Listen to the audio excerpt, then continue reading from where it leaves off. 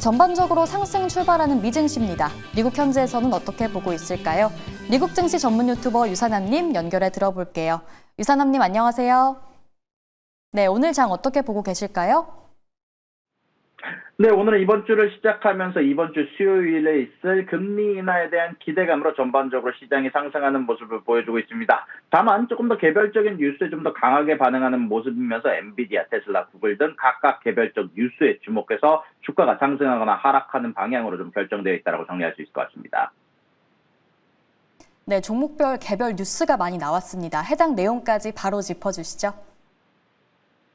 네, 일단 이번 주 스케줄 먼저 짚고 넘어가겠습니다. 현재 중국의 여러 가지 생산 지표나 실직률 여러 가지 지표들이 나왔는데요. 전반적으로 중국의 소비 둔화와 생산 관련된 투자 관련된 둔화가 좀 나오고 있는 모습들이 나오고 있습니다. 자, 그리고 오늘 같은 경우는 뉴욕 엠파이어 스테이트 제조업 지수가 나왔는데요. 예측치를 하회하는 지표가 나왔고요. 그리고 화요일 날부터 주요 지표가 발표가 됩니다. 소매 판매 지표와 산업 생산 지표 그리고 20년물에 대한 국채 입찰이 예정되어 있고요. 수요일 날 같은 경우는 건축 승인 건수 그리고 FOMC가 점도표와 같이 예정이 되어 있습니다. 목요일 날 같은 경우는 실업상 청구 건수, 10년물 인플레이션 연동체에 대한 국채 입찰이 있을 예정이고요. 금요일 날은 CFTC 투기적 순포 지점과 중국의 대출 우대 금리가 발표가 될 예정이다라고 정리할 수 있을 것 같습니다. 자, 일단 그런 가운데 안에서 미국과 중국의 고위급 무역 협상이 긴장감 속에 진행되는 가운데 안에서 중국이 미국의 핵심 반도체 기업인 엔비디아를 정조정하면서 압박 수위를 높이고 있습니다. 오늘 중국 국가시장 감독관리총국은 오늘 엔비디아가 지난 2020년 네트워크 장비 업체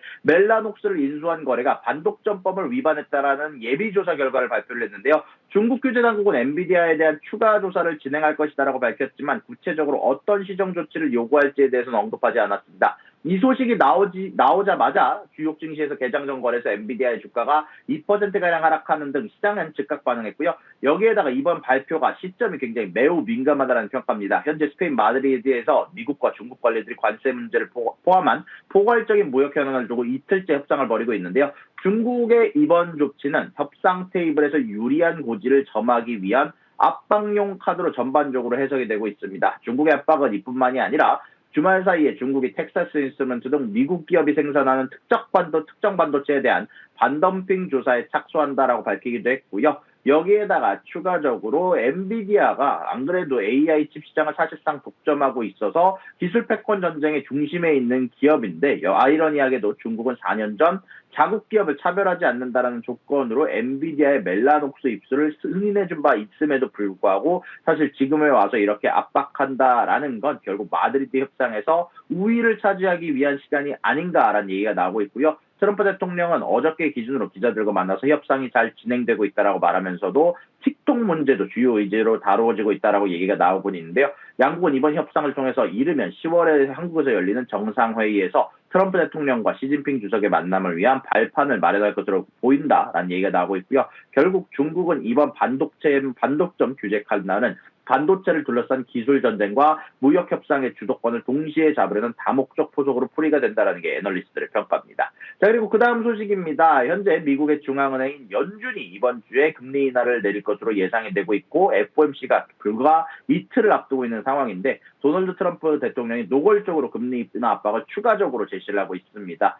트럼프 대통령이 현지 시간 기준으로 어저께 큰 폭의 금리 인하 즉 빅컷이 있을 것이라고 본다. 지금이 금리를 내리기에는 완벽한 시점이다라고 강조를 했는데요. 대통령은 빅컷을 공언했지만 시장은 여전히 25bp 베이비 스텝에 그칠 것으로 보고 있습니다. 하지만 시장의 전망이 일단 이렇게 대통령과의 크게 기대가 다른 이유에는 분명히 최근 고용시장이 최근 둔화가 되긴 했지만 금리 인하를 그로 인해서 좀 더 진행을 하긴 하겠지만 물가 상승률이 여전히 연준의 목표치인 2%를 웃돌고 있고 실질적으로 CPI 수치도 예상치를 소폭 상회한 데다가 고율 관세 정책으로 물가 상승 압력이 추가적으로 커질 수 있다는 점 때문에 빅컷 가능성은 굉장히 낮게 보고 있고요. 실질적으로 패드워치 툴 기준으로 봤을 때 50bp 인하의 가능성은 4%가 현재 채 되지 않는 상황이며 대부분이 25bp 인하를 점치고 있습니다. 다만 트럼프 대통령의 압박이 단순한 발언에 그치지 않는다는 점이 전반적으로 트럼프 연준 내에 반대표를 갖고 올 수 있다는 얘기가 많이 나오고 있는데요. 최근 들어서 금리 인하에 소극적인 파월 연준 의장의 해임 가능성을 거론을 하고 있고, 여기에다가 리사쿡 연준 이사에게 의혹을 제기하며 해임을 통보하는 등 연준의 독립성을 흔드는 전례 없는 압박을 이어가고 있습니다.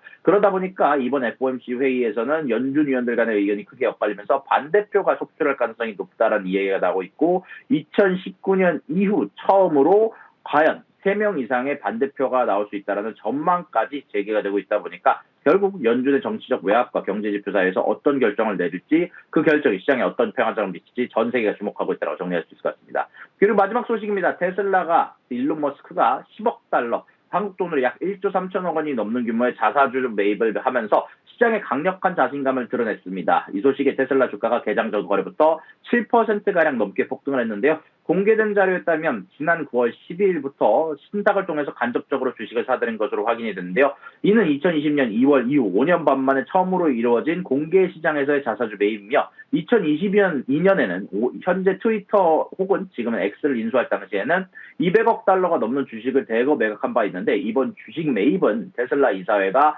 머스크를 위해서 사상 초유의 보상안을 제시한 직후에 나온 행보로 더욱더 주목받고 있는데요. 테슬라 이사회는 회사가 야심찬 목표를 달성할 경우 일론 머스크에게 1조 달러에 해당하는 보상을 지급하는 안을 추진 중인데, 이런 이사회의 전폭적인 신뢰에 일론 머스크 본인이 10억 달러를 투자하며 화답한 셈이며, 현재 테슬라가 겪고 있는 여러 전 세계 차량 인도량의 급감 문제나 점유율 하락에도 불구하고 일론 머스크가 현재 테슬라의 주가에 대해 자신감을 있는 모습을 보여주자 전반적으로 이런 모습들이 투자자들의 긍정적인 반응을 이끌었다는 평가가 나오고 있습니다. 여기까지 미국의 경제 유튜버 유선남이었습니다.